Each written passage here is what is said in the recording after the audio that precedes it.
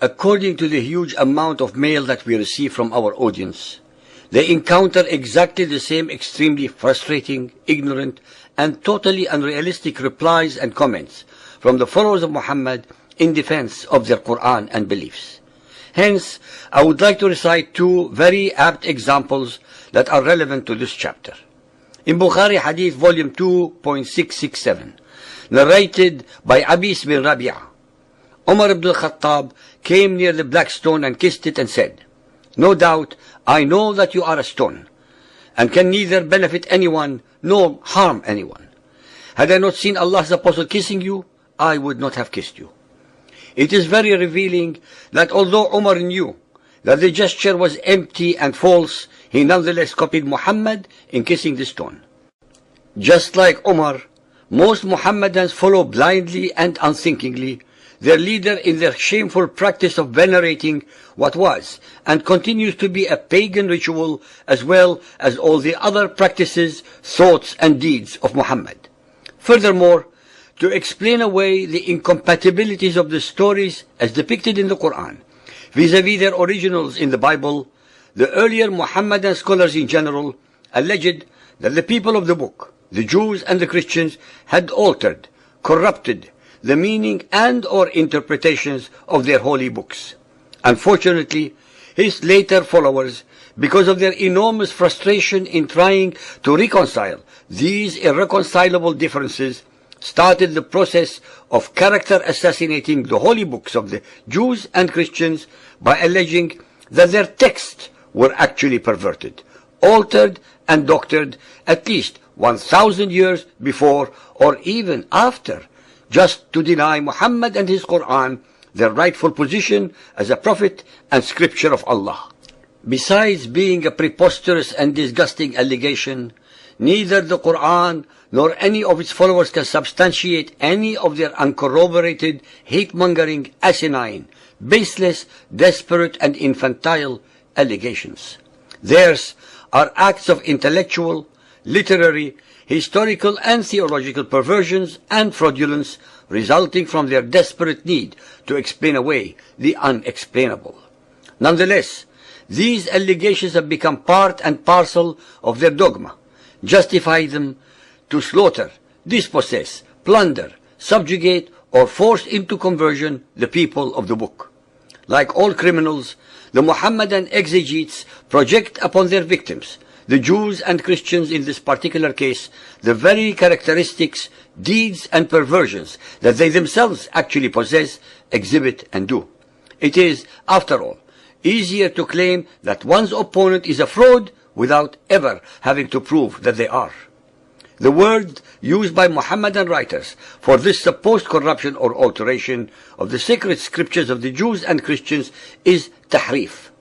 What is actually astounding and contrary to these allegations is that it is a documented fact that most of the early Muhammadan exegetes understood tahrif to mean altering the meaning, but not the text of some of the biblical verses. It was Ibn Hazm 994 to 1064, born in Cordoba, Spain, in his Al-Fisal fil Al-Bilal wal-Ahwa wal-Nihal, who carefully built a case for the verbal corruption of the biblical text because he could not accept that the Quran could ever possibly be wrong. In psychology, this is called projective identification, whereby the criminal accuses his victim of his own intended criminal action. To explain away the unacceptable, Ibn Hazm alleges that the Bible is not a message from Allah, which contains some erroneous passages and words, but is of the status of an anti-scripture, an accursed book, the product of satanic inspiration. His conclusions mark the departure from the prevailing opinion before his time and was followed by subsequent writers only with careful qualifications. Although the majority of later polemicists rejected Ibn Hazm's conclusions as extreme, by the strength of his argumentation he influenced all subsequent polemical literature. I gave these two examples as an illustration of the incredible power of belief in denying facts, reality, logic, and intellect.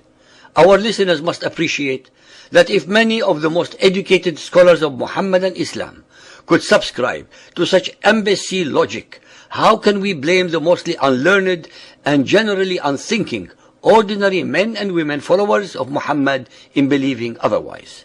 Their only escape from reality is denial, denial, denial. Even when you quote to them chapter and verse of their own scripture, because admitting to any of our revelation is tantamount to religious suicide. That is why, when our audience or ourselves have a discussion with a follower of Muhammad, it has to go through the following sequences. We are first accused that we do not read, write Arabic, and hence cannot possibly know what we are discussing. When we point out that our mother tongue is Arabic, and that we do read and write it, they go to the next line of defense. It is not good enough to read the Quran, because you must study it. We inform them that we have. Have you studied it at the hands of a Muslim scholar who would explain to you the hidden and elaborate meanings of the verses? We do not need anyone else to explain the meaning of the verses of the Quran, since we are reading it in our own mother tongue. Okay, where are your references upon which you are basing your allegations? But we have been quoting to you chapter and verse from the Quran and hadiths. These are the references. You are lying. You are deliberately perverting the noble message of the Quran by taking everything out of context. You must quote from reliable sources. What other more reliable sources are there than the Quran and hadith that you believe in? You are an anti-Muslim, a Christian kafir, or a Zionist imperialist dirty Jew bastard. End of communication. Next. This may sound like a comedy script, but frighteningly, it is a fact that no follower of Muhammad could ever admit to any of our statements and conclusions without apostatizing. As we have pointed out on several occasions, that the male followers of Muhammad never miss a chance from shooting themselves in the mouth is their total inability to use their brain or intellect independently from their elders or leaders. In the script above, we are told that if we do not know the Arabic language, we cannot possibly understand the Quran. We agree with this statement fully.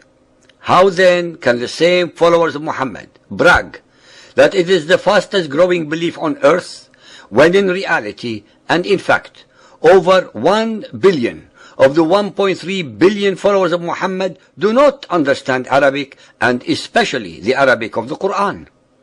Under what category are they? Kafirs, ignorant Muhammadans, imperialist agents, tools of Zionists? Can they in fact be even considered Muslims?